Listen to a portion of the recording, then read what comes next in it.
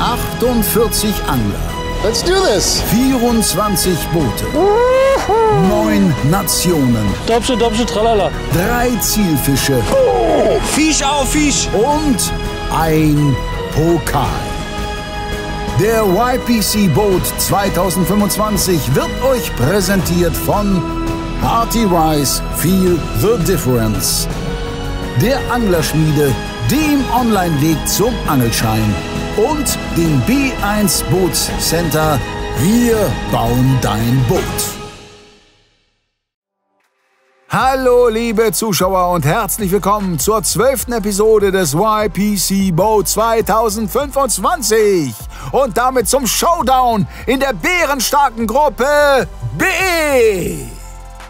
Savage Gear ist der Konkurrenz ein Stück weit enteilt und steht mit 1,5 Beinen im Finale. Dessen ungeachtet wollen Hugo und Sean allen Big Bait-Enthusiasten aber natürlich das erhoffte Spektakel bieten und, um auch den letzten Zweifel zu beseitigen, einen weiteren Meter-Plus-Hecht aufs Board befördern. B1 hat davon zwar schon 2, ist aber bei den anderen Zielfischen nicht ganz so gut aufgestellt wie der Spitzenreiter. Dadurch haben sowohl die auf Rang 3 abgerutschten Belgier von Westin als auch die Hobby-Literaten von Zwarzonka alle Chancen, sich die Qualifikation in den verbleibenden 4 Stunden noch unter den Nagel zu reißen. Zeck und Stroft wiederum bräuchten ein Comeback wie 2013 der BVB im Champions League Viertelfinale gegen den FC Malaga. Bevor wir schauen, ob und welches Team einen magischen Nachmittag erlebt, wie gewohnt ein schneller Blick auf die Karte. Stroft angelt weiterhin als einziges Team auf dem westlichen Volkerag. Alle anderen Boote befinden sich auf dem Haringfleet. Westin versucht's im Osten, Zwarzonka ankert zentral und Zeck fischt ein gutes Stück westlich der Spui-Mündung. In dieselbe Richtung waren gerade auch noch B1 und Savage Gear unterwegs. Hugo und Sean gehen Big Baiten. Was machen Frank und Tobi? Jetzt probieren wir Barsche zu fangen und eventuell an der Kante noch Zander. Wir angeln jetzt hier eine Flachwasserzone ab mit viel Stein und einer extremen Abbruchkante. Und da hatten wir im Training auch schon super Erfolge. Frankie, der twitcht jetzt lang durch. Ich werde jetzt Chatterbait und Crankbait im Wechsel angeln. Und da hoffen wir, dass wir hier in der Flachwasserzone noch mal vielleicht einen bekommen oder 2. Das wäre als Upgrade natürlich genial. Der Haubentaucher ist auch schon hier, hat sich gerade schon die ersten Fische geschnappt. Also Futterfisch ist da. Dann werden die Räuber auch nicht weit sein. Auf jeden Fall ging der Spotwechsel relativ flink. Wir haben jetzt den Rekord geknackt. 100. Das erste Mal die 100 mit unseren BF 250. Ja. Wir sind noch im Einfahrmodus, aber hammermäßig, wie der fährt. Also, und das Boot, geil. Wie sicher das liegt, ist echt irre. Das waren jetzt 7, 8 Kilometer.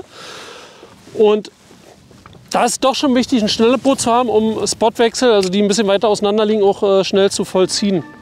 Dank des hochperformanten Boots hat B1 also etwas mehr Zeit für Barschverbesserungen. Team Savage Gear ist mittlerweile ebenfalls am neuen Angelplatz angekommen und bereit für Großes. Finally, time for big pike, boys. So we're on a spot where we have a pike which we lost yesterday. So I think we're gonna look for redemption. The strategy right now is go big or go home with the new big bait rods. And also what you see is that we made those new colors with a brand new rig, which we made, of course, in collaboration with Sean, because he knows everything about casting those big baits. What you'll see is this treble is slightly below the bait, and we've seen over time that having that treble slightly below really increases the hookup ratio. So yeah, go check him out and we're gonna get a big pike on it. Super pumped. This is the moment that we've been looking for. And Hugo is working the 32 centimeter roach, and I'm casting with one of my favorites, but a highly underestimated bait, which is a 25 centimeter pulse-tail trout. And as you can see, I'm fishing it in kind of a different way. I'm ripping it and letting it rest in the surface, and then I bring my rod tip back and I reel up the slack, so I create, you could say, artificial hang time. And it's usually during these pulses that the fish take the bait, and you just rip it, create a lot of motion and vibration in the water, and just let it hang still. And that's how we usually get the takes. And it's a highly underestimated bait because it doesn't look super sexy when it swims. But if you pull it just underneath the surface, you can see what kind of wake it creates. And that vibration, combined with the pulse, it's super deadly for pike fishing. So that's what we're banking on, and we're fishing the grass over here, which is 2.5 meters, and then we have an edge towards deeper water. I switched to the McTail again, and I'm using a Red Tiger one. And the color red, actually for Swedes, that's like almost a holy pattern too. Especially in spring, they really love to use it. To be fair, this is a McTail that's been through a lot. I've had great fishing on it past couple of months.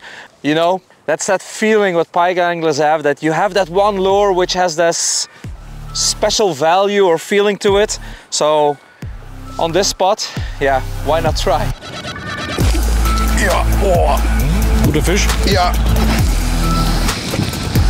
Kescher schnell. Ja, komm her.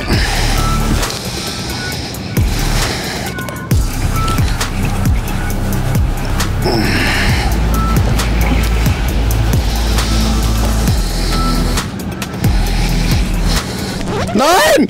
Nein!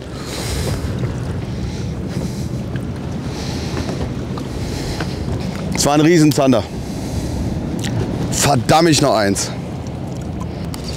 Der Schrei war bestimmt gut auf Kamera, ne? Der war... Nein! Nein! Nein! Nein! Junge, der hat reingerauscht wie ein Lokomotivführer, ehrlich. Nee, wie eine Lokomotive, so.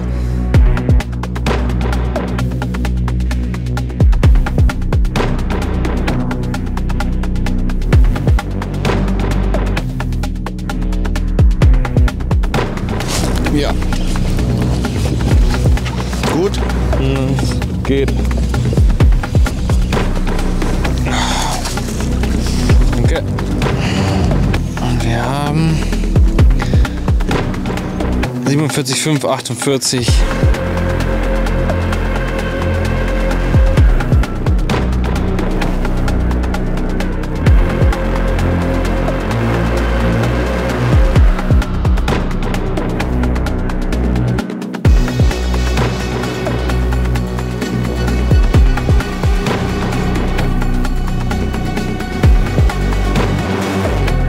Fish? Yep.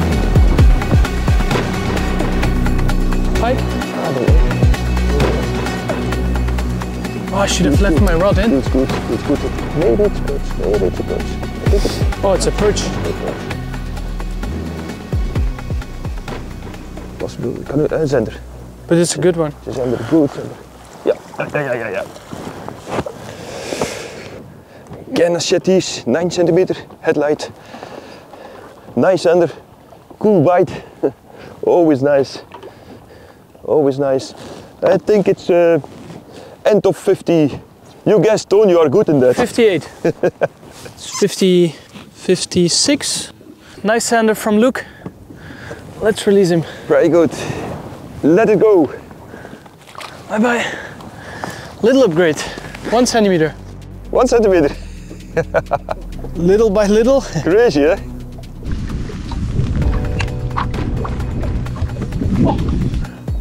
Don't even have time to make the next cast. Another one. Luke is hooked up again. Another one is coming. Maybe. No, maybe it's a perch, but I don't think so. I think it's a zander also. It's fighting like a small zander. Yeah, Huh? it's fighting like a sander. Yeah. But I think It's not that small. It's an upgrader again. Again 1 centimeter. Yeah, 1 centimeter upgrade.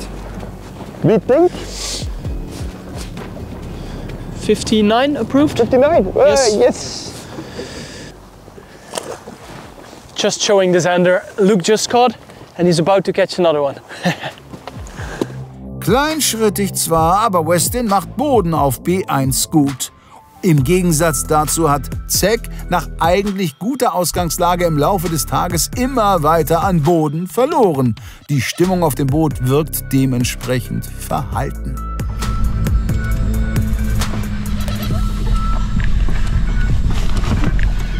Kleiner Zander, denke ich.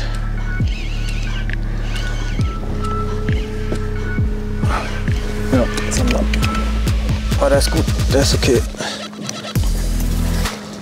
Petri. Petri, Dank. Erster Fisch. Wie ihr seht, wir haben die Strategie gewechselt. Die Barsche haben uns nicht in die Karten gespielt. Wir sind mal kurz zum Zanderangeln gegangen. Wir betreiben jetzt Spot-Hopping. Da kam jetzt der erste. Und da haben wir 9, geht er drüber? Ja, 59. Ne? 59 cm. Ja, schöner Zander. So, und der geht natürlich schnell zurück. Da geht er auch schon. Wenigstens mal der erste Fisch. Das war jetzt echt, ja, saure Gurkenzeit so ein bisschen am Morgen mit den Barschen, die heimtückischen. Ganz kurz ein paar Worte zur Route. Ich verwende da die Zander Premium Wurme, die wir in Zusammenarbeit mit Sebastian Hähnle entwickelt haben. Aber neues Modell, 240, mega straff, sowie auch die 270er, die wir vorher schon im Programm hatten. Und als Rolle benutze ich unsere SRM 3000, sehr robust. Ryujin habe ich drauf, mit so ungefähr 8 Kilo Tragkraft. Als Vorfach wegen Stein habe ich natürlich immer noch einen Schutz drauf. Da benutze ich immer unser Neo, das Neo FC in der Stärke 40. Also ich gehe da gar keine Kompromisse mehr ein. Und wir sind gerade an einem Titan dran. Also wie ihr seht, hat keinen Knick. Ich habe das jetzt auch schon mehrere Tage dran und nicht getauscht. 1x7. Also da könnt ihr auch gespannt sein, kommen noch ein paar geile Sachen. Ja, zum Köder 6 Schwimmer brauche ich eigentlich nicht so viel zu sagen. Der läuft meistens sehr gut. Also, wir machen noch ein paar Würfe und dann spotten wir immer weiter und hoffen, dass noch ein paar Zander nachkommen. Spike following, oof, big meter plus spike. Ooh, they're here. They are here. All right. That was a big fish. On the deeper grass here. Yep. Oh, you can see it there. Yep. The 360. That was a very close call, like 105 or something. Ooh, I thought there was weed behind my bait and I was speeding it up and then suddenly that fish just moved faster than my bait. They are here. Bait fish on the left again. Yep. As last time as well. Yeah, exactly. That's exactly where the pike came from. Yeah. So we see a bunch of big brim on the side scan. And just noticed that I made a cast right on top of those fish. And that's where I had that big follower. So there should be more fish, I guess. Yep, fish. Nice. Nice. Oh.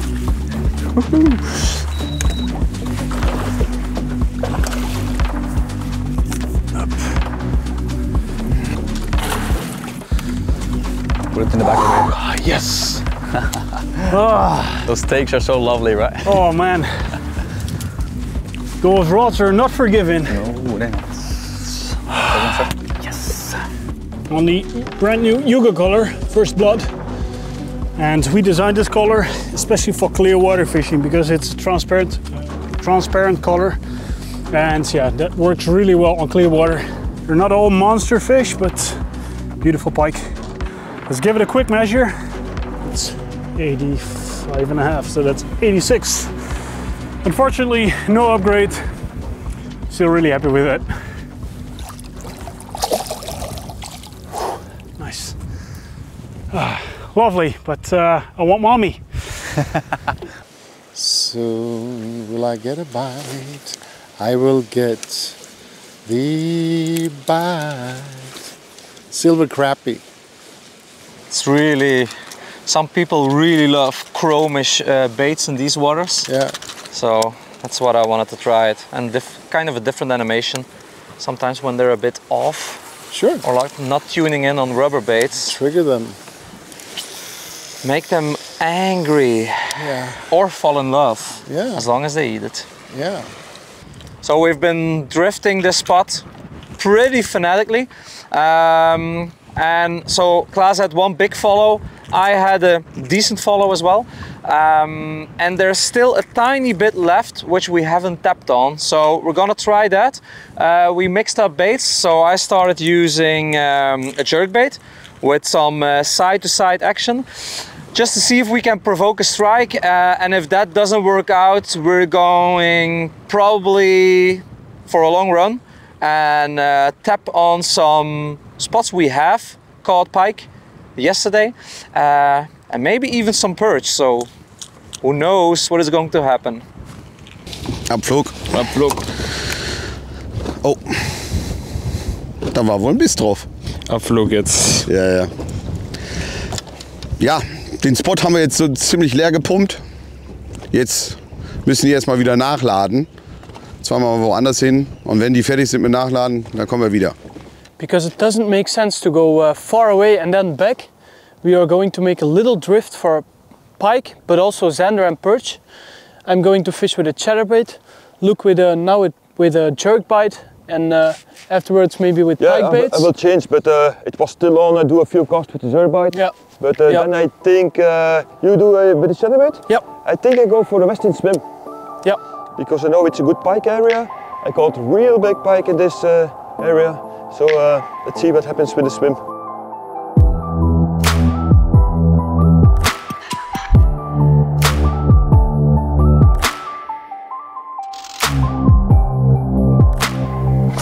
Yes! Cool, cool. Look at that. Good man, good man. Bulties, angry zander.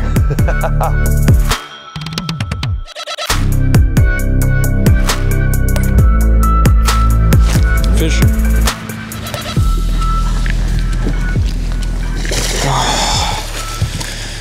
Frank ist raus. Jo, da ist der Hecht, der gefehlt hat. Kein großer.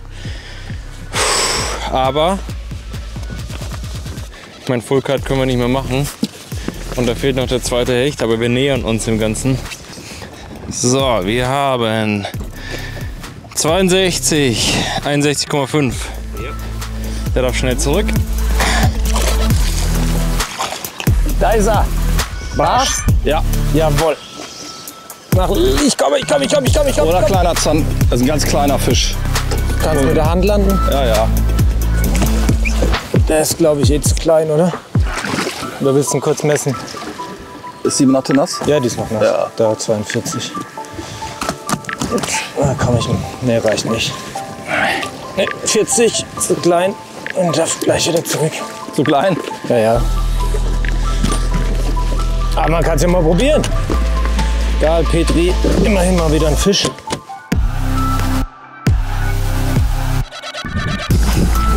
Fisch. Barsch. Ja, Barsch. Becky. Guck mal mit dir. Danke. Das ist ein sehr großer.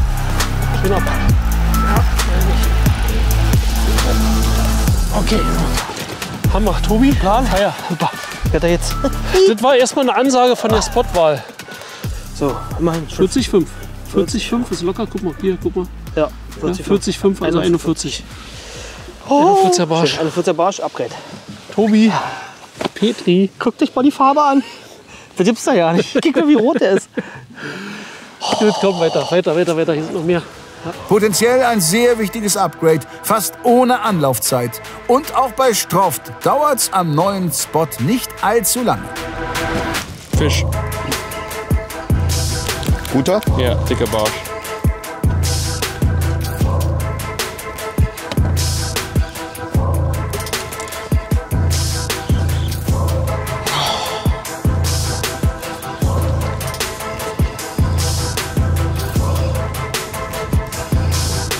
Das ist ein dicker Barsch, Alter.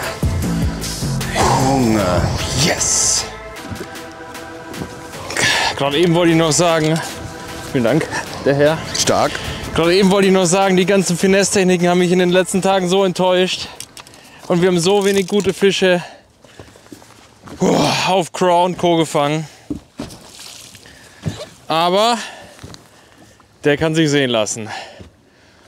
Ganz schön alter Fisch, verwachsen, verknorpelt. Der hat 44. Eine riesen Erleichterung. Der erste schöne Fisch vor allem für mich für heute. Oh, was ein schwieriges Angeln für uns.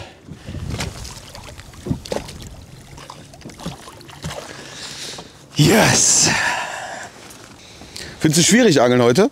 Geistkrank. Ich find's so leicht, Alter. Überall, wo wir hinfangen, fangen wir Fisch, außer der erste Spot. Ne, das ist nicht meine Angelei. Das ist für mich das schlimmste Turnier, das ich bisher fischen musste. Weil nichts von meinen Sachen wirklich gut funktioniert. Aber das war jetzt zumindest der erste schöne Biss. Ganz langsam über den Boden geschliffen.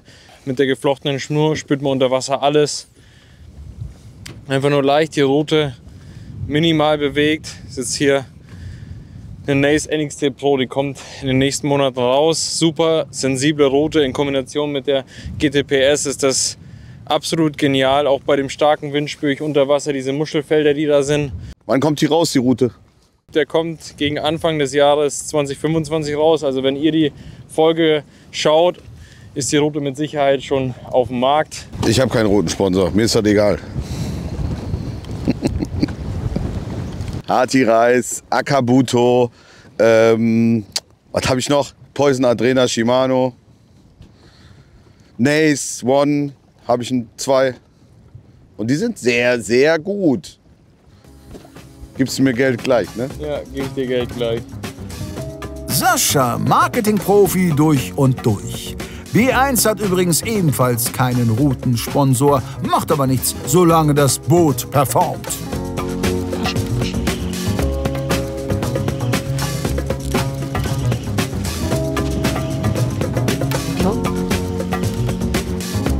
Wasser. Gucken, nicht so groß, der doch, der kommt. Schöner Barsch. Ja, der ist ein Upgrade. Ja, ich denke auch. Ja, jawohl. Oh, auf jeden Fall.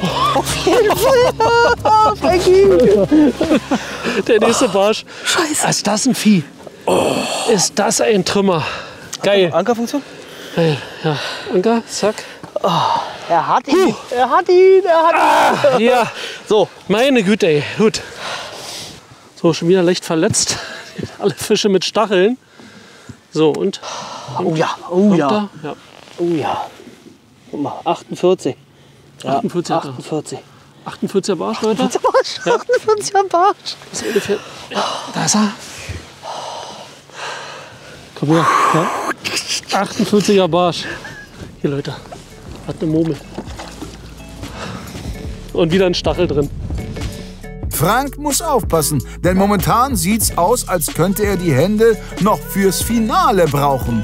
B1 vergrößert den Puffer, Westin steht immer heftiger unter Zugzwang, zumal sich die Brandenburger trotz des extrem starken Boards nicht zufrieden geben. Einmal versuchen wir noch Barsch, ein Upgrade, 10 Minuten und dann versuchen wir, also dann ist wieder Zander und ja, vielleicht noch Hecht upgraden. Da kann auch ein Barsch kommen, also Flachwasserzone ist so unser Ding. Brauchen wir einen weiten Wurf. Ja, das ist jetzt hier wirklich Speedfishing at its best.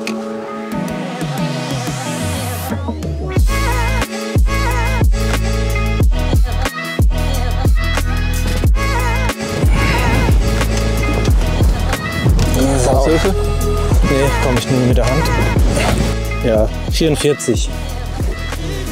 Ja, kleiner Süßer, aber der hilft uns überhaupt nicht weiter.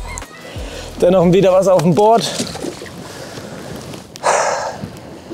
Die Barsche machen uns gerade echt fertig.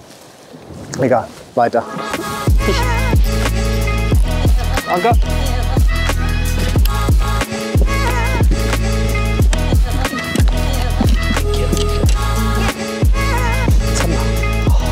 Zander. Oh.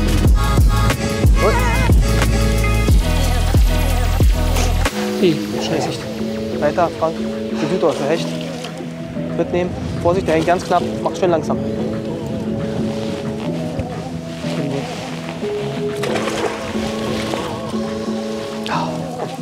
Messen und in eine Wertung bringen, weil wir noch als Bonusfisch brauchen. Ja, wir messen Rechen ein. Immerhin. Vielleicht hilft da ja was. Wir messen erstmal alles, was da ist. 76,5, also 77. Ja. Für Frankie. Kann gleich wieder weg. Ja. Uah.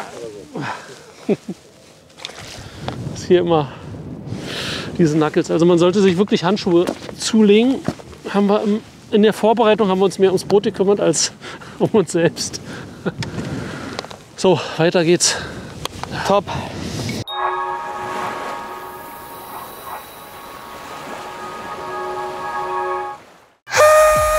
Der Lure Drop feiert seinen 3. Geburtstag, also feier mit. Über 85 € Warenwert, 10 Premium-Marken, alles perfekt abgestimmt auf deinen Saisonstart. Überzeug dich selbst. Die Lure Drop Jubiläums-Edition zum Einzelkauf. Jetzt auf Hecht und Barsch stehen.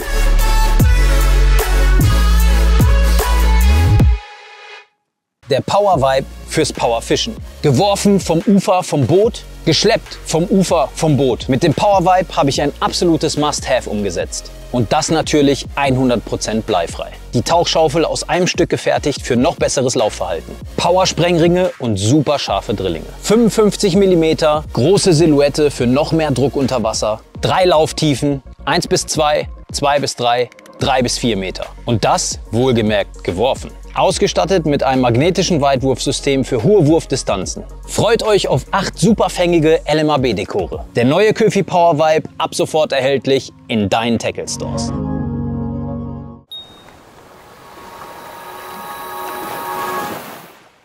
Alright, man. Can you wake up the camera guy? Because there is going to be a lot of action here. Jochen, wake up! Wake up! Jochen, you have to work, man. You have to work, man. Get ready for the shot of your life.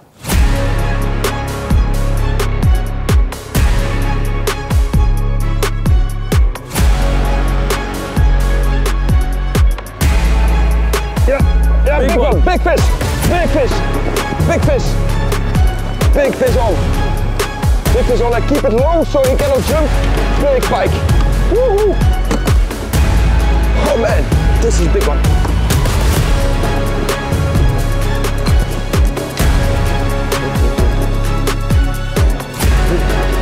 Oh my god, it's a big fish. Oh, big meter pike. Inhaled it. He inhaled it. Big meter pike, big meter pike. Holy cow.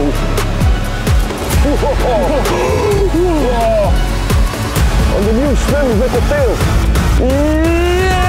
Yes! Yoo-hoo! Keep it in, my friend. Whoa! Yes! Yes, yes, yes! This is the guy! Yes, on the new W8 rod, Power Strike to 180 gram. Look at how beautiful they are. I had the honor to test it, and I tested very well. And it's on a new lure! A new lure, I'm gonna show you later. The new lure, I had confidence in it. My God, yes, yes, yes, yes! Okay, let's wethen the board. Oh man!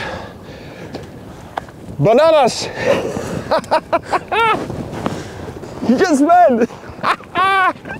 Oh, this is cool, no? Here? Let's wet it first. Yeah. Oh, it's in. What a bite!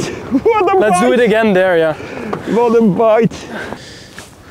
Look. Yeah, super, super, super. Then we have to unhook it. Wait, 111. It's touching. You can check. Yeah, it's 111. Yeah. 111 again.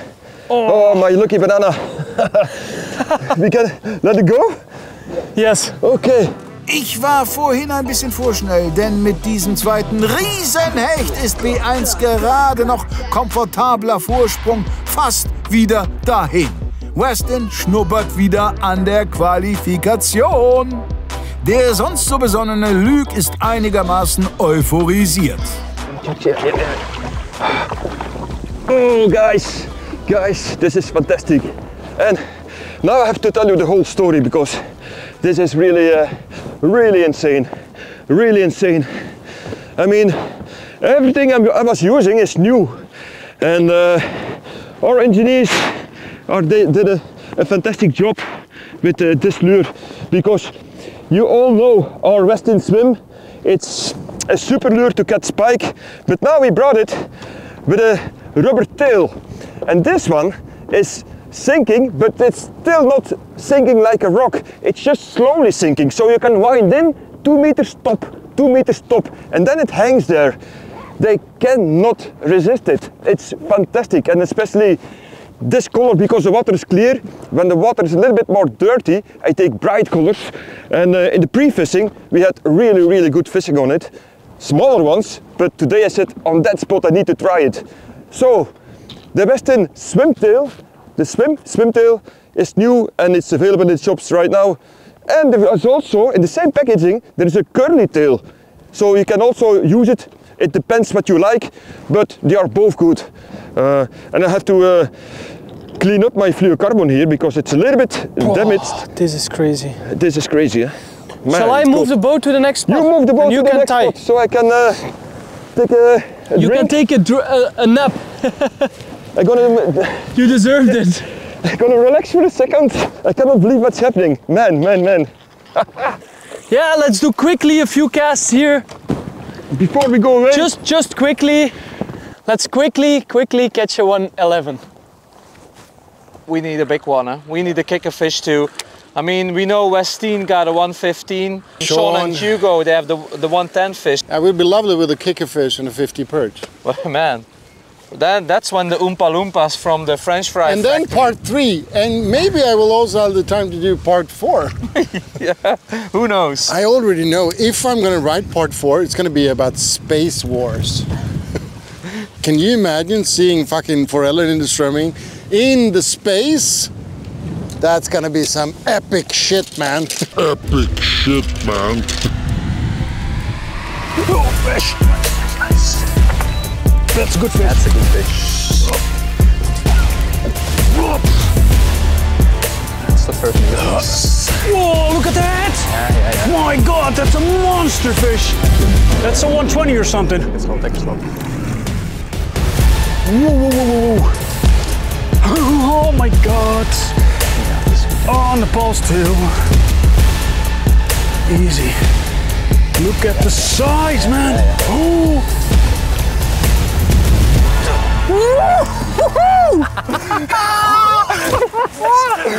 Buddy. Look at that. Look at the head on that. What the hell? I don't know what's going on today, man. I have no clue what's going on. Oh my God. Just look at it. Just look at it. Literally, I was just ripping the pulse steel with this SG8 Alpha. One rip and then all tension gone. Whoa! Oh, I'm shaking. Well, look at the hat. Look at the hat. Oh. Don't. Just cut this one, please. Just snap them all. So, no, hook tips. Just snap all the hook tips. All 3 of them, so we're safe. Just, yep. Ready? Yes, sir. 3, 2, 1. Oh my go, God. dude. That's a giant. Put her on the board. Yeah, that's a 120, I think. No. Oh, well, I think it is, dude. 120. What else, guys?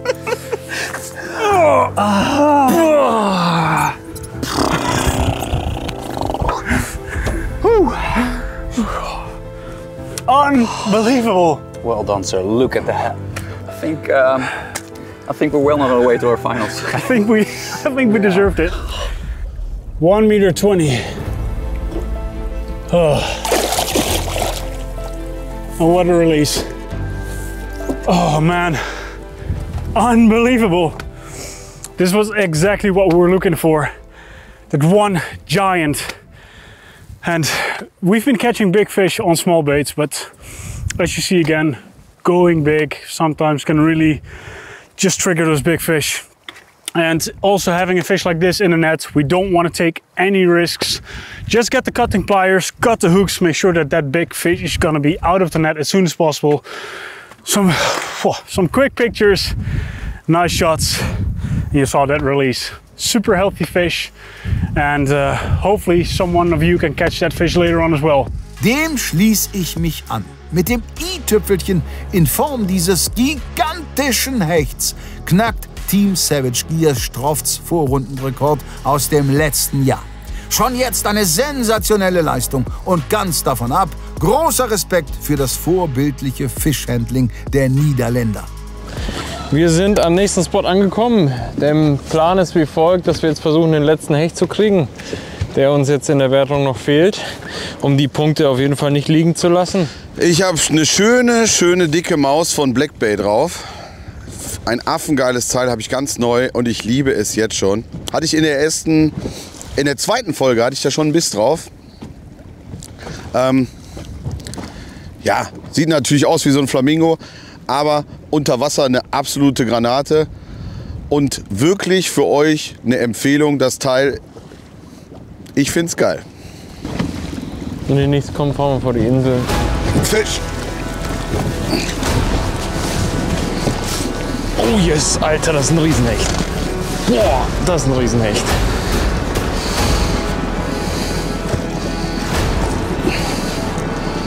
Tüte den ein, tüte ihn ein, tüte ihn ein, tüte ihn ein, tüte ihn ein, tüte ihn ein. Ja. Oh ja! Yes! Vorsicht, Vorsicht, Vorsicht.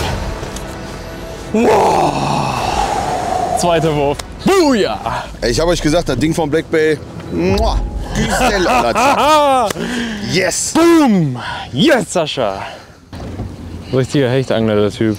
Junge, ohne Scheiß, ich fange an, diese Art von Angelei wirklich zu lieben, ne?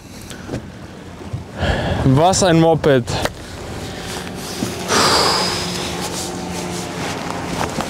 $1,17 Meter. Ja. Boom! So machen die das. Ja, ich meine, ich habe schon 1,17 Meter, aber das ist mein PB. Also. Yes, sauber. Danke, mein Lieber, danke.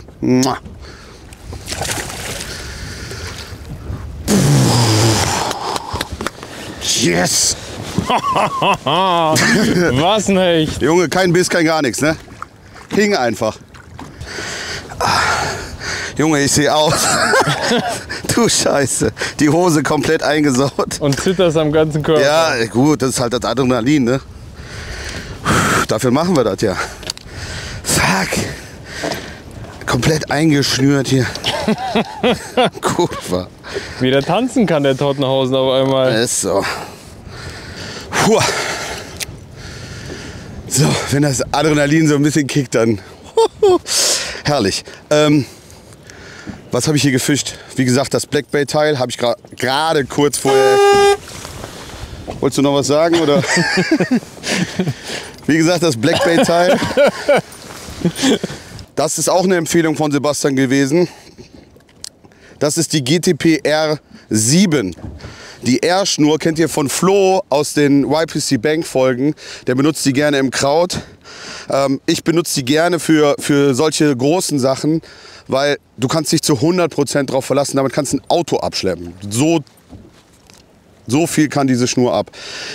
Insofern, jetzt genieße ich erstmal meinen Adrenalinrausch. Schick den Fisch in die Gruppe und hoffentlich sehen wir uns gleich nochmal. Balsam für die geschundene Stroftseele und spätestens jetzt ist die Mission Ehrenrettung abgeschlossen. Mit diesem tollen Fisch läuten wir das letzte Tagesviertel ein. Am spannendsten momentan das enge Rennen um Platz 2. It's definitely a perch. Oh, it's small. The line is out. Yep. It's okay. You don't. Yeah. Yeah, we have to let it. No, it's a pike. It's a pike. Yeah, but it's a good, big, small. Can you see? Oh, I can see the jig. Oh, okay. Yeah, it's okay. Ooh, comes to here. Hechten. Boom shakalak. There's Boom fish. shakalak. Nice strike on the Westin Megatees, Dirty Harbor. Not an improved fish for us, but here we go. Roy, the Hecht Slayer. Awesome. Nice. Ooh. Let's do this, buddy. Small one, but it's a fish. Yeah, we got a 70. Oh, wait. He's slipping. Yeah. Yeah, we got 71. Yes. Nice, small, healthy fish. Always a good pleasure. As well as small tackle. So, gonna get that one back. See if we can tap into a perch real quick and then up to the other pike spot.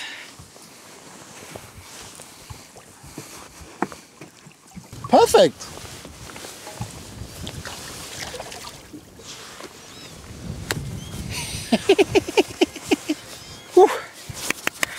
Full Card für Swatsonka, die aber schon den nächsten Spot im Sinn haben. Stroft wiederum bleibt erst einmal am Ort des jüngsten Erfolgs, den uns Sascha jetzt erst einmal minutiös beschreibt. Wir sind hier in Holland und wir angeln. So, reicht so. Witzig.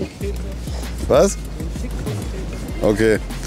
Wir sind hier in Volkerak. Mach du, Sebastian, du kannst das viel besser. Nein, komm. Du machst das jetzt. Doch, du bist der geborene Moderator. Dein Sport, du könntest Joko, Klaas und Buddy könntet ihr sein, ehrlich. Mach ist so. einfach jetzt. Okay, herzlich willkommen im Volkerak und wir hoffen jetzt hier, dass wir wieder erwartend am Tage doch einen sehr großen Zander bekommen. Denn den hätte ich schon noch gerne auf der Karte. Ja, du musst dazu sagen, das Wasser ist extrem trüb. Anders als letztes Jahr ist das Wasser deutlich trüber. Deswegen sind unfassbar viele Zander auch tagaktiv. Deswegen haben wir uns hier für das Gewässer entschieden. Normalerweise in den letzten Jahren tagsüber hier einen Zander zu fangen war unmöglich. Hat sich jetzt in den letzten 1-2 Jahren geändert. Und deswegen bleiben wir jetzt hier bei dem Plan, hier nochmal einen Zander abzugraden. Also Platzwechsel, jetzt haben wir 2 Stellen probiert. Run and Gun. Und werden jetzt wieder zu unserem Spot von heute Vormittag fahren, wo wir die beiden Großhechte hatten. Hatten wir 2 Hechte oder 3? 3. 3 Hechte hatten wir da. Und da gibt es auch Zander. Und die wollen wir jetzt upgraden. Guckt euch mal den Köder an. Das ist eine Mischung aus Maus und Chatterbait. Gibt's bei Lurdrop. So, Tobi da hinten macht schon Dampf wieder. Ja. Wir müssen weiter. Yeah, it's pike time. Nothing is better than catching a pike midday when you're in Holland. That's the truth. And we're gonna make that happen, for sure. Because we're gonna use some extra pike heads. And there's nothing that attracts pike more than jewelry. And imagine being a pike that really are fond of jewelry, and he sees one of these pike heads. We're gonna make this happen. Roy, let's make it happen. We're gonna make it happen.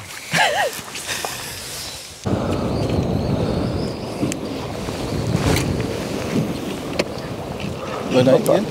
Hä? Wollen wir hinten gehen? Kriegst du gezogen das Boot oder wird es schwierig? Wird, glaube ich, schwierig. Ja, ne? Also ich versuche mal das Boot so ein bisschen rüber zu ziehen und dann da runter. Aber machen wir nicht lange. Der Top-Hotspot ist die gelbe da vorne, an der gelben so ungefähr. There's a lot of people that are saying match the hatch. And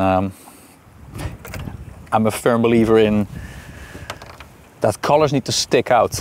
And this one definitely needs to stick out. I mean, this one is just, in clear water sticks out, but in murky water as well. And we're fishing an area later on where the water turns a little bit more green sometimes, with some clear water around it as well. But people are a bit hesitant to pick these really bright colors in clear water conditions. But I've got really big fish in the clearest of waters in the Netherlands and Sweden with just colors that are super unrealistic. And about the match the hatch stuff, some of my best baits in the Netherlands is the 30 and the 40 centimeter trout. And we all know what the trout population in the Netherlands is, so yeah. No? Yes. Bam. Boom. Bam. Is it Cast. also a spoon skiff? Yes. Up until in the middle of the next two buoys. Here there should be easier to reach also. All right.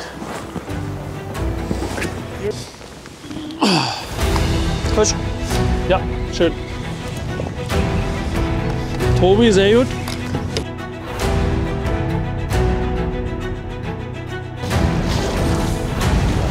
Nehmen wir den Fisch mit? Ja. Was? Fisch ist Fisch. Fisch ist Fisch. Sehr schön.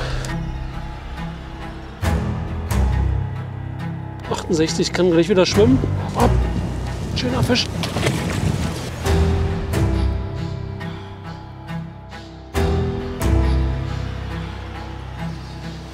Bis, da ist er. Oh, Hecht. Ja, war nicht so groß.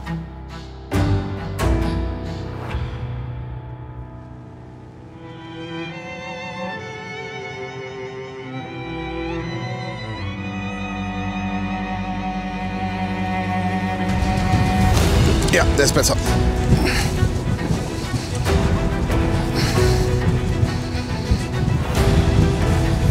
Auch Barsch, oder? Ja. Nee, okay, sorry. Aber falscher Alarm. Ich dachte, es wäre ein Barsch.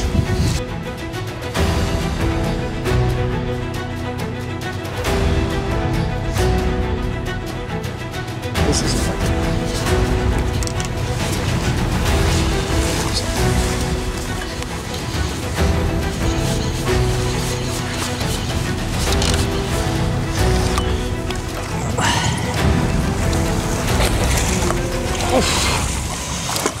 Buddy, I got quite crazy with the net situation there. Well, you managed. We managed. That's yeah, absolutely. Well, we got one. Super picky strike. Just that. Zip. Oh, he's already Oh, hold your horses, buddy. Yeah. He's already off. So that was nice, man. Nice. Good stuff. You remember I told you how pike really likes jewelry? You add some jewelry, you will catch fish. 84.5, just right there. Oh, sorry. Am I right? Yeah, 84.5. Beautiful. Nice one. Okay, see you later, buddy. Come see me rolling, searching. Felt so good. Just a tiny little, not an aggressive bite, just a tiny nibble, and woo! That feeling is like Christmas. Love it. Ein weiterer solider Hecht. Um wieder oben anzuknüpfen, bräuchten Klaas und Roy aber viel dringender einen besseren Zander. Auf genau so einen hoffen auch die Titelverteidiger nach wie vor. So, da bei uns nicht so viel läuft im Moment, Charles, sag uns doch mal, was an der Tabellenspitze so vor sich geht. Schaltet da wieder auf uns. Ja. Das wäre schön. Gut, wenn die beiden nicht wollen, dann eben zu Savage Gear. You know when to fish and when to work out. It's a zander. Really? It's a zander, yeah.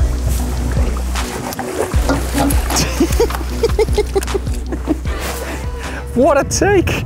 But it went away like a bloody asp, you know, it just shook away. But the take was super hard, but after that, yeah, we talked about it. Zander, pulse tail, it seems like a really good combo. It just happens all the time. Awesome. Nice swap. Big bait fishing. Do well. Go big or go home, yeah. Yeah, it's 59. Still a cool fish to catch, not an upgrade, so let's continue fishing, buddy. Awesome. Bye-bye.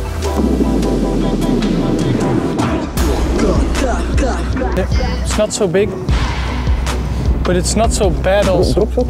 Oh. Bring it on, Tom. Come on, man. Yes! That's a good one. That's an upgrade for sure. Oh, with the bulties? Yes, I'm cheating. Tom is Mr. Bulties. As you probably know, it's one of my favorite soft baits for perch and zander. Oh, he smashed it.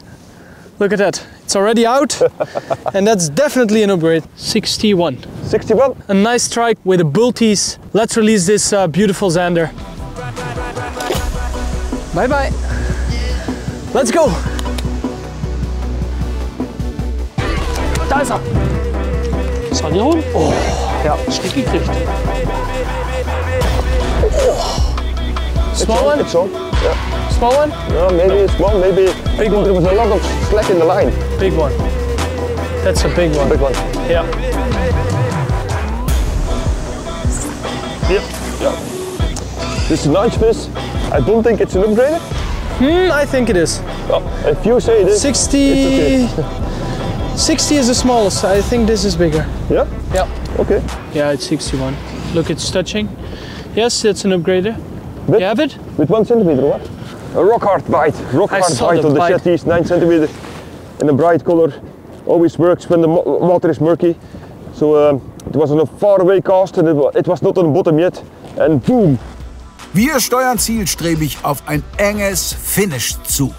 Westin schiebt sich Punkt für Punkt an B1 heran. Im Tabellenkeller tut sich währenddessen wenig. Zack holt nun aber offenbar zur Hail Mary aus. Das Einzige, was ich noch hätte, wäre, also die eine Idee, ist aber mehr eine Verzweiflungstat wie eine Idee. Was denn? Ich habe genau noch 2 Cranks hier da hängen. Einmal langschleppen?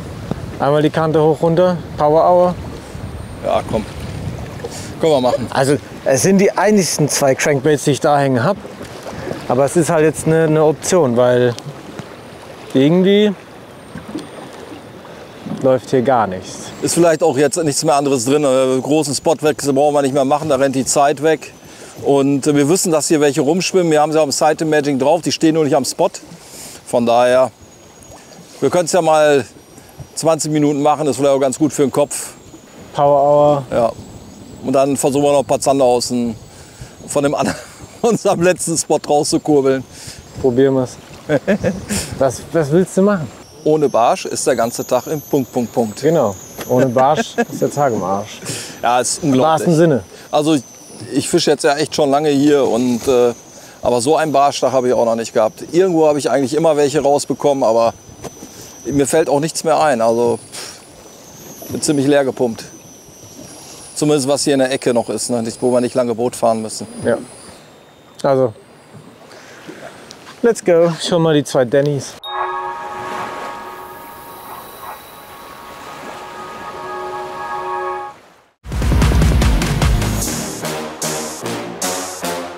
Im aktuellen YPC-Boot seht ihr uns ja auf der großen Hornet, auf der Sportangler. Aber hier stelle ich euch mal eins meiner Lieblingsmodelle vor, denn das ist das kleinste Doppelkonsolenboot von Finnwall, was wir hier haben. Natürlich im B1 Custom, 4,70 Meter lang, 1,96 Meter breit. Besonders ist bei dem Boot der Renji-Rumpf, hat nur einen Tiefgang von knapp 30 cm. Kommt super an Gleiten mit dem 60 PS Honda Motor.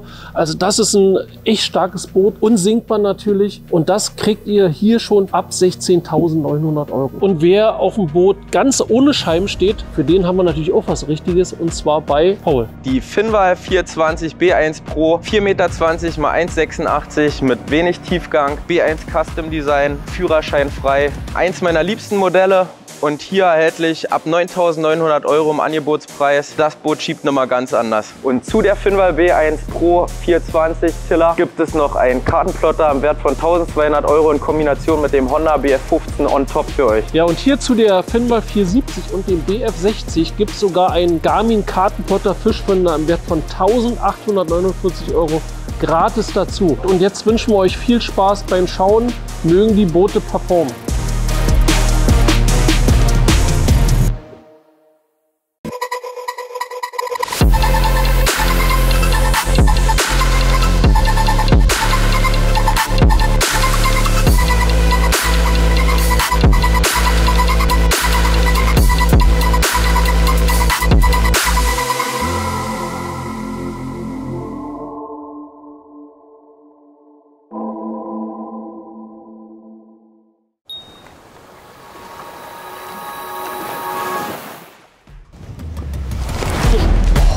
Geil.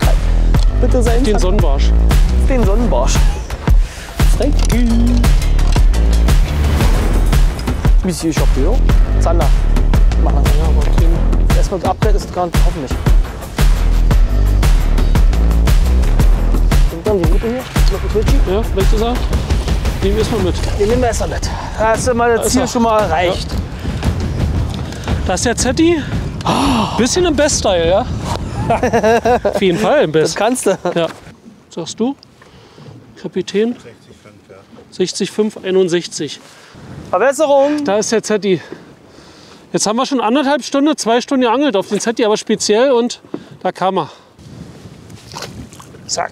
Quick Release. Ich habe die ganze Zeit den Gummifisch geleiert. Jetzt habe ich aber mal umgestellt auf diesen, ja, ist ein Swimbeet mit einer Schaufel dran. Mini-Swimbeet mit einem Pulstail. Fisch. Ja, der nächste Fisch. Da sind sie. Sehr gut, Tobi. Da ist er. Ja. Guckst du denn noch, wie groß das ist? War ja fast ein Doppeldrill. Nee, 53. Okay, darf wieder 53, schwimmen. Ja. Schnuffi. Petri. Schöner Fisch. Ja, schön. Sie stehen ein bisschen tiefer, eine Etage tiefer. Das ist ein Hecht. Das ist ein Hecht, ja. Schade. Dann gehen wir weiter. Den releasen wir gleich im Wasser. Gut, ab. Unglaublich. Unglaublich. Hecht, kannst lassen. Hecht, okay. Kleiner leider. Und ab. Wir brauchen die großen Hütte. Frank und Tobi stechen mitten ins Zandernest und schrauben das Ergebnis um 2,6 extrem wichtige Punkte hoch. Bei B1 und Weston bleibt's turbulent. Auf den anderen Booten scheint die Action etwas abzuebben. Well, it's feeling slower. Yeah, it is slow. It is slow, absolutely. But I mean, it's a waiting game. Yeah. We're aiming for the big one, and it's just should I put it? Every reel of the handle could be the one. So it's just a matter of patience, performance, and having fun. Also wir gucken jetzt hier aufs Side Imaging noch nebenbei, ob wir irgendwo Fische finden. Hier sieht man noch eine schöne kleine abfallende Kante, eine Steinpackung hier, ganz klein, aber nur. Und unser Hauptspot, da liegen richtig große Steine. Hier liegt auch noch mal ein vereinzelter Stein, kann man wunderbar sehen. Aber es sieht aus wie eine Wüste. Also es sind aktuell nicht viele Fische da. Also es ist unglaublich hier. Eigentlich ein super Spot, in perfekter Lage. Hier kommen auch wieder weitere Steine rein mit Struktur.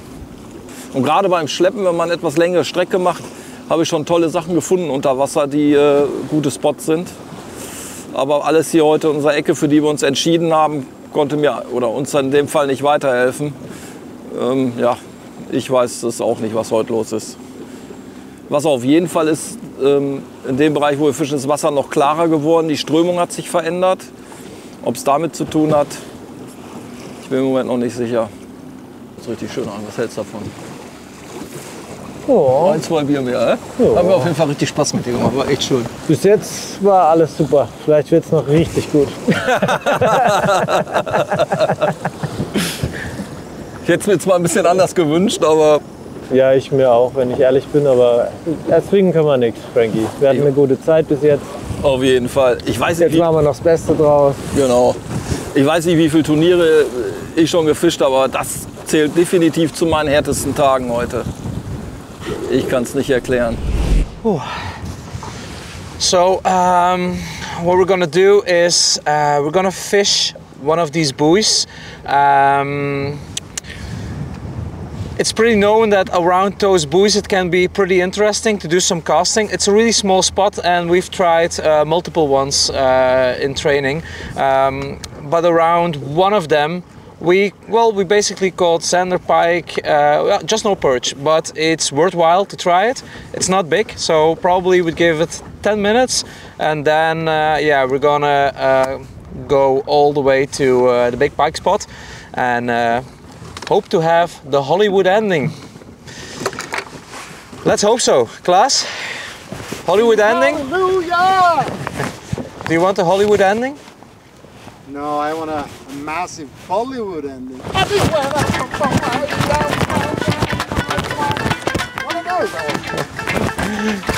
Hey, oh, let's go. Oh, Frankie. Ein Lebenszeichen.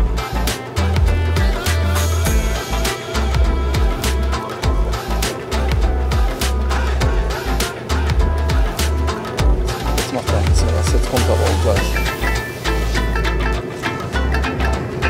Ja, Arsch. Super. Oh.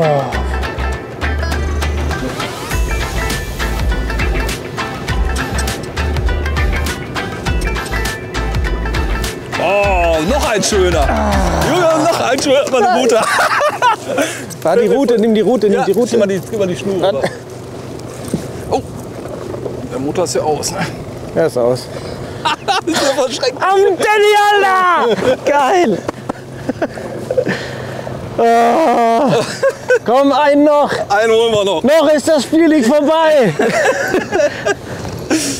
Oh. Jetzt kommen wir 5 drüber. Wenn nichts mehr hilft, dann hilft Schleppen. Da kann man noch mal einen müden Barsch mit einsammeln und vor allen Dingen macht man Strecke. Tja, das war eigentlich nicht unser Plan, aber wir nehmen ihn gerne und wir werden jetzt noch mal die letzten, was haben wir noch an Zeit? Ja, wir hätten jetzt so theoretisch 40 Minuten Zeit zu schleppen und ich denke, wir werden noch ein bisschen weitermachen. Das war der Übeltäter. Das ist der So, Danny. Schnell zurück damit. Barschalam-Edition.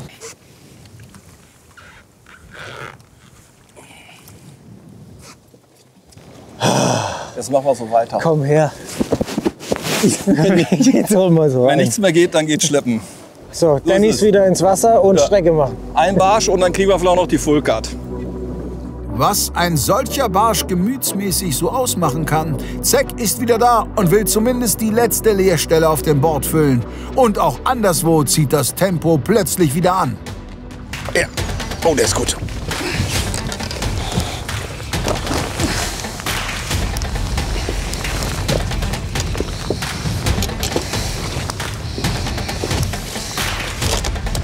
Ist ein Hecht oder was? Ich glaube, es ist ein dicker Barsch. Ne, ist nicht. So. Small fish. Never mind. Small fish. 68, da. Yeah. With a nice fish. With a nice bite. Oh, big one. And oh no way! Oh, it was a small pike again. It was just hanging in the water, the jig. Oh, Biss gehabt. Yeah, perch, I think. It's possible. It feels good. Yeah, it's a good fish. Looks good. It looks good, guys. Yes. Turn it into a good fish. I think it's a good fish. But it's not a perch, it's not shaking. It's shaking? Could be a small pike. Small pike? Could be. No, it's a perch. It's a perch. Perch? Yeah, it's a perch. Ja, jetzt zeigt wieder einen Fisch. Ist das ein Fisch? No, never mind. Kleiner, voll genommen. Und Fisch. Barsch? Ja, ich kümmere mich schon. Ist ein Barsch.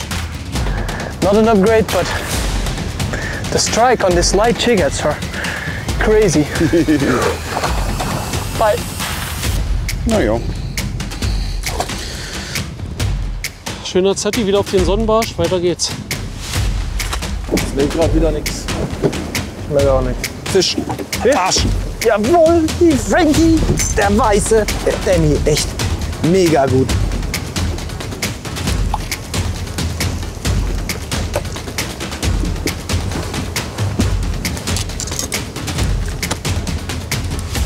Ist aber nicht so groß. Wir nehmen alle. Alle.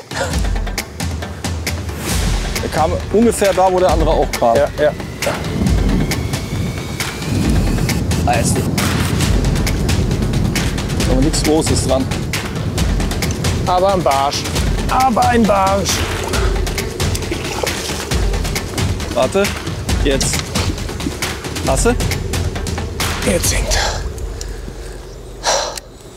So, noch 10 Minuten. Wir haben wenigstens die Full Card.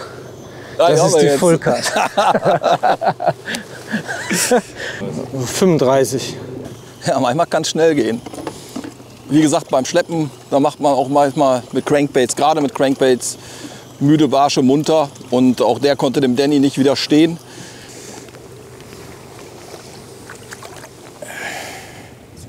Das stimmt. Ich bin zufrieden. Aber das ärgert mich. Ey, hätten wir das mal heute Morgen einfach gemacht, weißt du? Frankie ist ja wie immer. Im Nachgang ist man immer schlauer. Da hast du auch wieder recht. Ich fahre jetzt hier noch mal drüber. Wenn wir da drüber sind, auf der Höhe, dann setze ich noch mal an und fahre dann noch einmal so lang und dann hören wir auf. Sollen wir es so machen? Jetzt kommen wir hier gerade über so einen... Wir haben noch eine halbe Stunde. Wir können auch durchmachen. Ich Ich habe das Gefühl, da kommt noch ein großer. Ja, die Chance ist groß. Also, dann nutzen wir doch die. Ja. Weißt du, woran sich ein gutes Team und ein schlechtes Team unterscheidet? Wenn es schlecht läuft, wenn das gute Team trotzdem noch alles gut ist, das ist der Unterschied. Das ist die meisten fangen an, sich gegenseitig auf den Schuh zu pissen. Ja. Genau, Aber, deine Schuld, wären wir doch lieber zu dem Spot, das habe ich gestern schon gesagt. Aber das muss ich wirklich sagen, was ich auch richtig gut fand, wir haben uns beide die Strategie zurechtgelegt. Wir konnten beide damit super leben, wie wir es gemacht haben. Und am Ende des Tages steckt man halt nicht drin, wenn es dann nicht funktioniert. Alles ist dann nur noch Schicksal. Es entscheiden dann die Fische, ob es dann läuft oder nicht. Sehe ich auch so. Wir haben das gut gemacht. Egal, was noch kommt, auf dem Zack-Boot ist man mit dem Tag versöhnt. Bei B1 sowieso, dort aber geht es weiterhin um jeden Punkt. Einen letzten Trumpf hat man sich für die Schlussstunde aufgespart. So Leute, letzte Stunde und jetzt starten wir unsere Power Hour. Wir setzen den Livescope-Geber in Gange, Forward-Modus und gucken schon mal und leuchten ein bisschen aus, wo sich ein Fisch aufhält, als Unterstützung zum Anwerfen dann nachher. Wir haben eine Schiebeschiene eingelassen, sodass man die Geberhalterung einfach verstellen kann. Da, wo man sie braucht, eingeklickt und hält. Ja. Jetzt sehen wir auf die Ganze. Und werden mal gucken, ob wir einen Reaktionsbiss bekommen, indem wir die Maus pullen. Denn der große Vorteil ist halt immer, dadurch bewegst du extrem viel Wassermasse und dann geht der Schwanz. Also das da! Hier hinten. Schon wieder ein Nachläufer. Aber kein großer. Und wo kam er? Aus dem Wasser, ja? Aus dem Wasser kam er. Mensch, da ist ein Ding. Nee, rein. Maus rein. Hinten kommt er. Okay, guys, so at the moment we have a perch or a big pike that could be a good upgrade for us. So we are now searching a little bit shallow, and after that we will decide what to do. But we are now fishing a little bit of structure, shallow structure, where we can expect both a perch and a big pike. And a big sander. And a big sander. So let's see what it gives. Fish.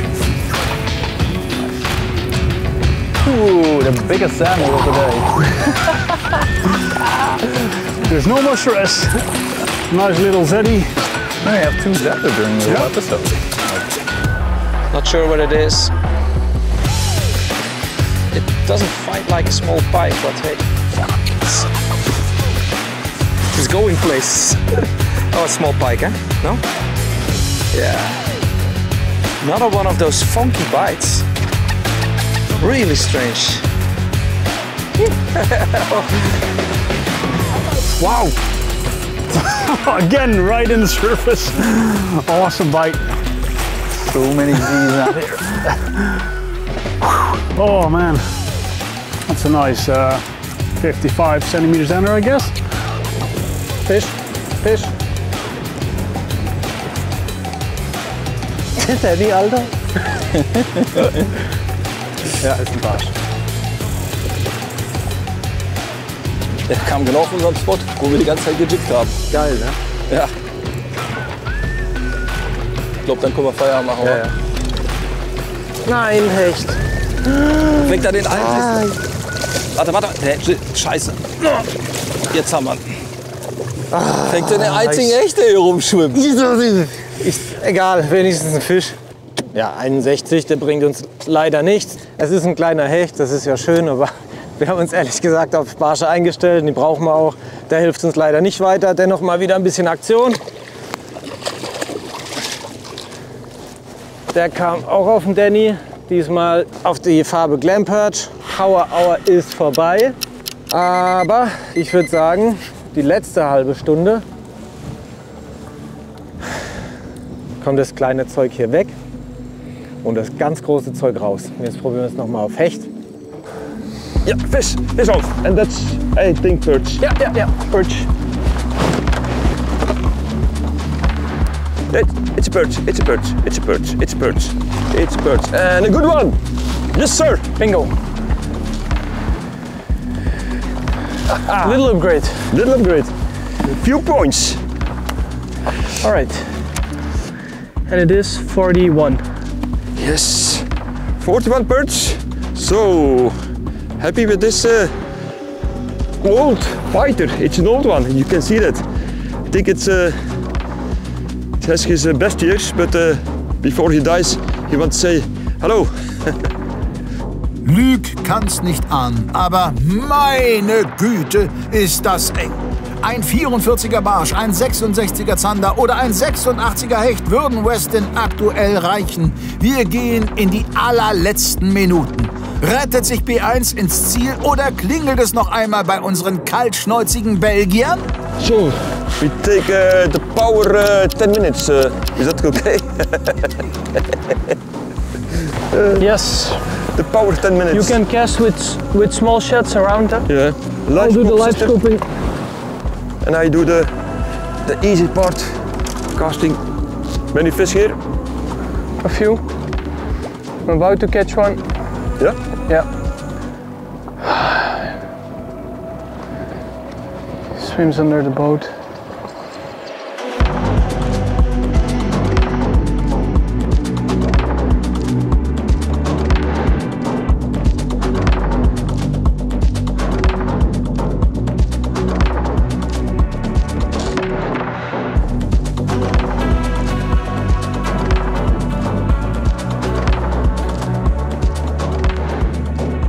Da ist er.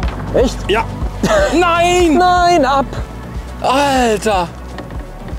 Habt ihr das gesehen? Im letzten Wurf. Im letzten Moment. Es darf wohl nicht wahr sein. Ich glaub's nicht. Der war ein richtig guter Biss. Das war kein kleiner Fisch. Da war aber der Wurm drin heute. Ich denke, wir haben Freitag frei. Ja. Auf jeden Fall war es mir eine Ehre, mit dir zu fischen. Hat richtig viel Spaß Mir gemacht. auch. Kann ich war nur das allererste bestätigen. Mal, ne, dass wir das zusammen gemacht haben. Und jeder, der Turnierangeln schon mal gemacht hat, der weiß, gerade wenn es nicht so gut läuft wie bei uns heute, dass da viele Strömungen aufkommen können, die nicht so positiv sind. Aber ich finde, wir haben uns tapfer geschlagen. An der Stelle möchten wir uns natürlich noch bedanken. Bedanken bei Zec Fishing. Carsten, danke, dass wir hier teilnehmen durften. An B1. Von B1 haben wir das Boot zur Verfügung gestellt bekommen. Auch danke an Adventa für die tolle Begleitung. Die hat uns, egal welche Witterung wir hatten, die letzten Tage überall mitbegleitet und wir sind top zufrieden. Ja. Vielen Dank nochmal dafür. Vielen Dank. Bis dann. Ciao. Ciao. Yeah, guys, I hope you enjoyed this episode. I mean, it was a little bit less than the previous episode, but we had some amazing fishing, and hopefully it's enough to proceed towards the finals. And I think we can put up another good show then. So absolutely. Yeah.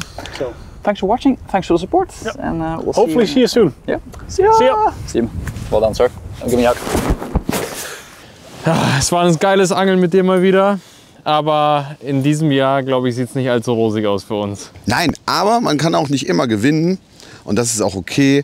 Wir sind natürlich hier angetreten, um ganz vorne mitzumischen. Aber wichtig ist nur, dass ihr versteht, Strofft ist die geilste Schnur der Welt. Und die solltet ihr auf jeden Fall auf eure Spulen drauf machen. Denn was Besseres gibt's gar nicht. In diesem Sinne, danke an all die Sponsoren, die uns unterstützt haben. Und wir hoffen, dass wir nächstes Jahr wieder mit dabei sind. Kussi. No, I don't think we have enough. I don't think as well. No, it doesn't matter. But for me, we're the winners. I mean, like it's our first fishing trip together. We did a lot of stuff out of our comfort zone, like the perch fishing, the zander fishing, and we had great fun along the way. We had probably the most fun cameraman as well, Ollie. The best cameraman in the world. Absolutely. Ollie, kudos, kudos. Love you guys. So, yeah. It's been a blast. So thank you guys for watching, and well, we'll see what happens. If not, see you guys later and have a blast. Thank you so much. Cheers. Bye bye. Das war's. Ja, zum Schluss wie immer. C. Das sind so Up and Downs, oder? Glücksphasen. Man könnte heulen. Das ist alles dabei. We don't know. We have not. We fished very good. We got a lot of fish today, and but a little bit disappointing of this afternoon, to be honest. I find that also, yes. Yeah? Ich denke nicht, dass es gereicht hat. Kann man nicht einschätzen, aber wir haben super starke Teams da. Yeah. We have the luck that we have a 115 and a 111 on the card. Yeah. No. It will be close. It will That's be for close, sure. and we really, really hope that we go to the final. Yeah. Because, yeah. That's 2 extra fishing days. Yeah, 2 extra fishing Tomorrow training and the day after a competition. So please, would be really good. Vote for us and help us to go to the finals, because we worked so hard for it. But I think you have seen that, and yeah. You will see. I said, well done, mate. Well done. Well done. You'll see in a couple of minutes if we make it or not. Yeah. Wir freuen uns riesig dabei zu sein und vielleicht haben wir auch den einen oder anderen geärgert. Wir schauen mal, wir gucken mal. Also bleibt dran, bis gleich. We introduced a new rule this season, and the rule was that every team needed to catch 2 fish on each day. And even though the defending champion had a really good second day on the lake with a 1.17 pike and also the biggest zander of this group, yeah, the river day broke your neck. Sascha and Sebastian, I'm sorry, we have to say goodbye to you.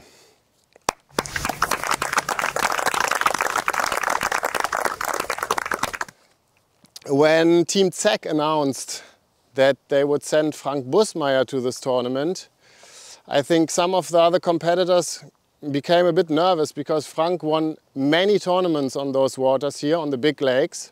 On the first day, him and his partner Chris proved that they're also good on the river, but then for some reason the plan didn't work out on the lake, So Team Zek finished 5th, but thanks for participating and do better next time, guys.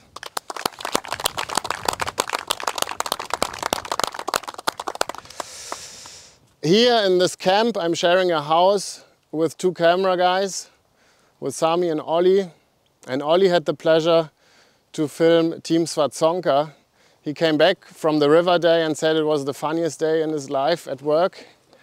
So I guess in terms of entertainment, we're gonna have a great show from you guys.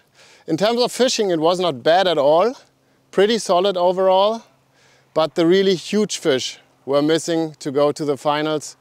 Thanks for a strong 4th place to Roy and Klaas.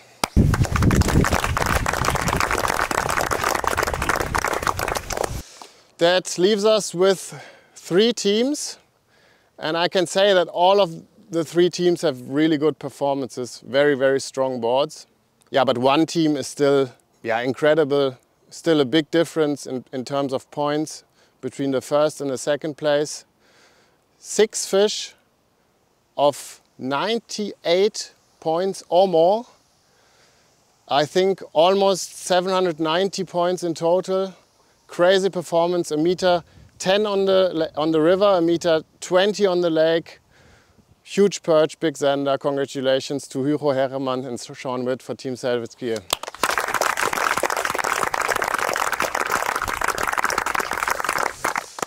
So 2 teams left, and I think it's the same 2 teams as last year. I'm hoping for the last ticket for the finals. Last year, Westin made it because they had the better result in perch fishing. This year, they have the better result in pike fishing, but the perch fishing still decides the race, so the last ticket goes to B1 Boat Center. Congratulations.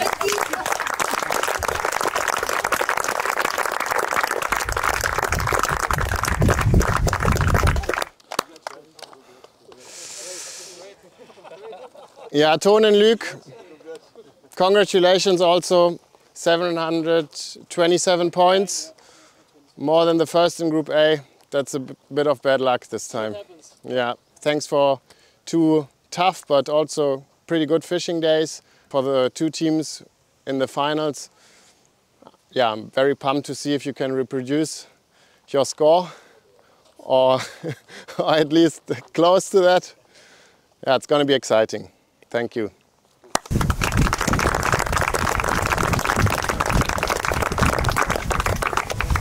Ihr habt's gehört.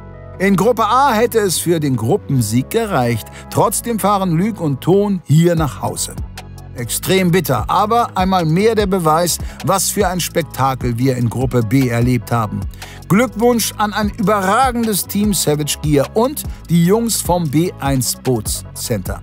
4 von 8 Finalteilnehmern stehen damit fest. Die nächsten 2 ergeben sich in der kommenden Woche.